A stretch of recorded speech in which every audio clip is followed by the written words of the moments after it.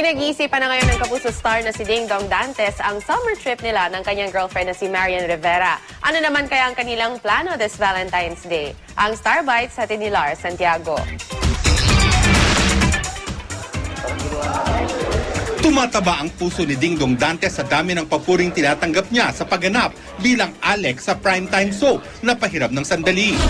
Tinatawag ng maraming press people ang time slot ng soap ni Ding Dong, Lorna Tolentino at Christopher De Leon na window for good acting. At natutuwa rito ang Kapuso leading man. Ang bigat talaga eh, di ba? Literal. Kulong ka ba dito? Papik na ng papik yung mga nangyayari. So, hindi, nakaka-excite talaga. And just like last night, I shot a scene with Mark Hill na sobrang I also look up to him.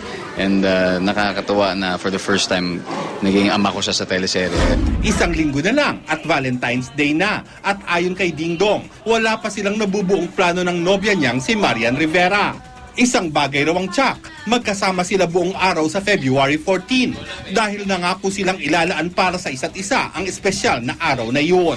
Usually the plans will come up mga 2 days before. I'm pretty sure it'll be something better than last year. Last minute, mas masaya yung ganun. Mas maganda yung resulta minsan.